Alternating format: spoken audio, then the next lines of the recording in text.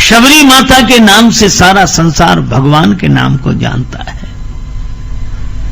शबरी बाल्यकाल से ही कभी फूलों को देखती, राम जी का स्मरण,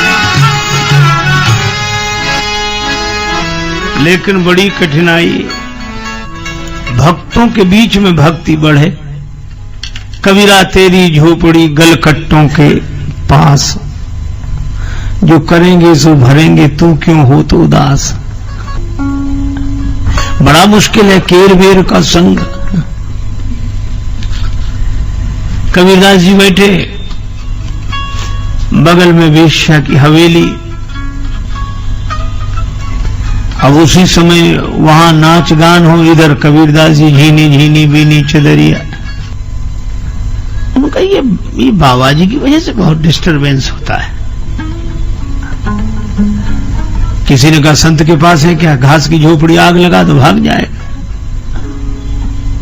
आग लगा दे, कबीर की झोपड़ी जलने लगी। कबीरदास जी बोले कोई बात नहीं, बाहर मैदान में बैठ के भजन करेंगे। झोपड़ी में आग लग जाए तो क्या, मैदान को तो कोई कुछ कर नहीं रहा, मैदान में बैठे, मैदान बैठ गए।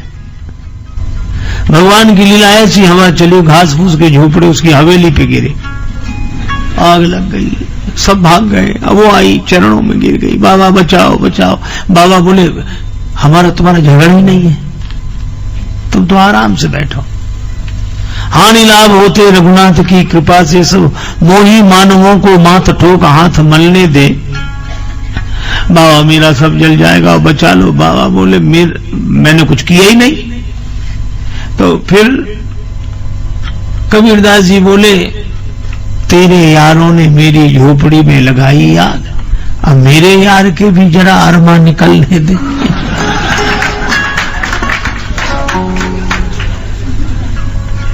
अब भक्तों को ऐसे माहौल में रहना पड़े तो कठिन तो है, लेकिन वे ठीक है।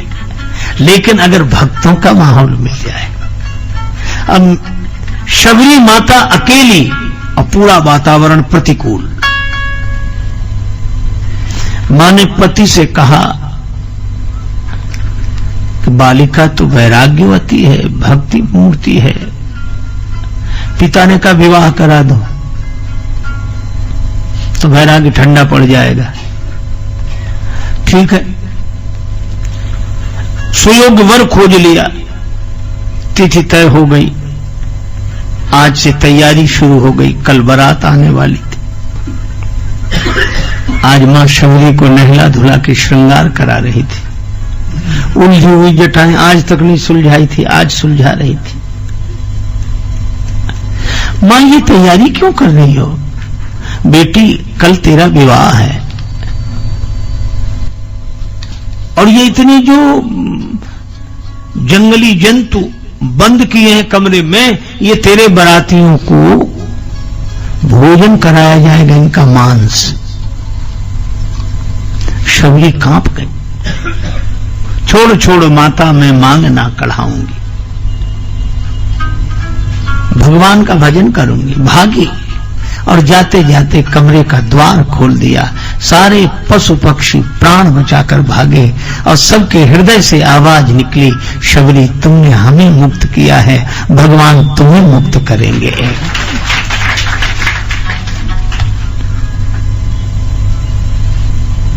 शबरी पहुंची वन में, जहां महात्माओं के आश्रम। अब जिस संत के आश्रम में जाए, अब ये दूसरी कठिनाई शुरू हुई। भगवान भी भक्तों के साथ ऐसी लीला करते हैं, सारा संसार तमाशा देखे। उन्होंने कहा कि नहीं भाई, हम तुम्हें आश्रम में नहीं रख सकते। एक तुम शवर जाति की शबरी हो, दूसरे नारी हो आश्रम में। हमारे यहां कोई विधान नहीं कि तुम्हें रख सके। अब रही मुश्किल परी,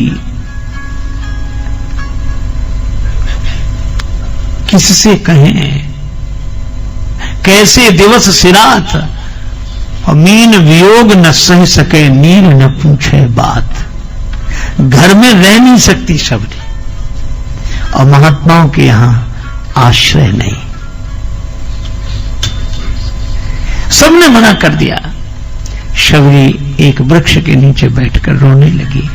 हे करुणानिधि अंतर्यामी भगवान, मैं क्या करूं?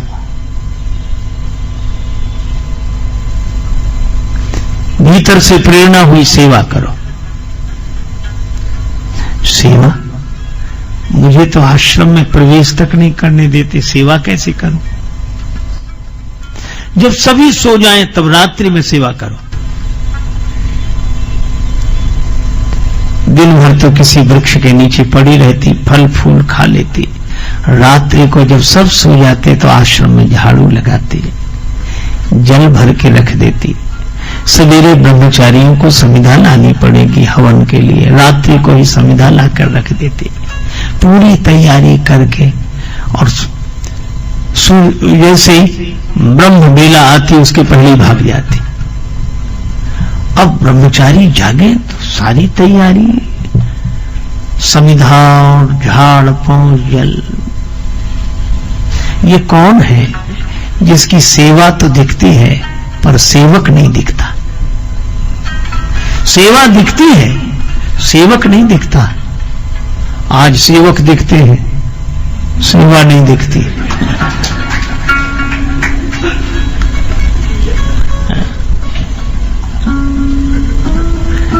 हम ही सेवक हैं, हम भी सेवक हैं, हम भी सेवक हैं। और उस समय सेवा दिखती है, सेवक नहीं दिखता। उस आश्रम के अधिपति ने कहा कि पता लगाओ कौन है यह सौभाग्यशाली। सौभाग्यशाली जीव कौन है जो सेवा करता है? ब्रह्मचारी रात रात भर जागे पर कभी पकड़ नहीं सके। एक दिन एक ब्रह्मचारी ने इस कृषकाय बालिका को लकड़ी का गट्ठर पटक कर भागते हुए देखा, हाथ पकड़ लिया। ठहरो। घबरा गई, कांप रही थी। चलो गुरुजी के पास। गुरुजी के पास गई, आंसू बरसने लगे, हाथ जोड़े, सिर झुकाए, कांप रही थी। महात्मा ने कहा, तुम निर्भय होकर बोलो, ऐसा क्यों करती हो? शबरी ने रोते रोते अपनी व्यथा सुनाई। महाराज, परिवार में मैं रह नहीं सकती, आश्रमों में आश्रय नहीं मिल रहा है, भगवान का भजन करना चाहती हूं और मेरी कोई कांक्षा नहीं, इसलिए मैंने सोचा कि जब सब सो जाएंगे तब सेवा कर दिया करूंगी, मेरे अपराध को क्षमा करें। महर्षि महात्मा थे, आंखों से आंसू बरसने लगे। महर्षि ने कहा कि बेटी, मैंने तुम्हें बेटी कहा है, आज से तुम इसी आश्रम में रहो। पिता के घर में बेटी रहे, कोई कठिनाई नहीं, यहीं रहो। आश्रम के उन अधीश्वर का नाम था महर्षि मतंग।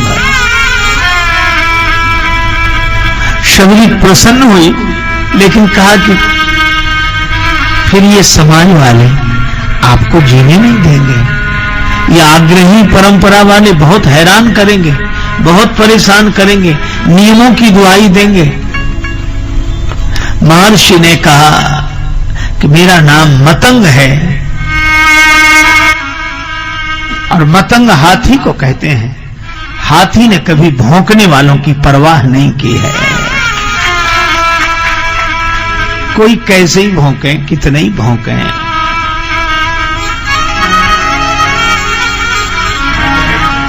हाथी की एक विशेषता होती है,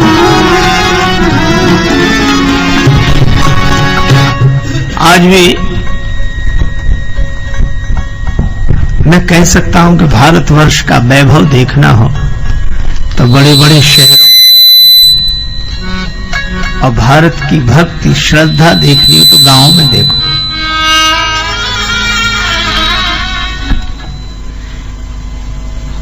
गांव के लोग भिखारी को भी साधु समझते, गांव के लोग भिखारी को भी साधु समझते हैं, और शहर के लोग साधु को भी भिखारी समझते हैं।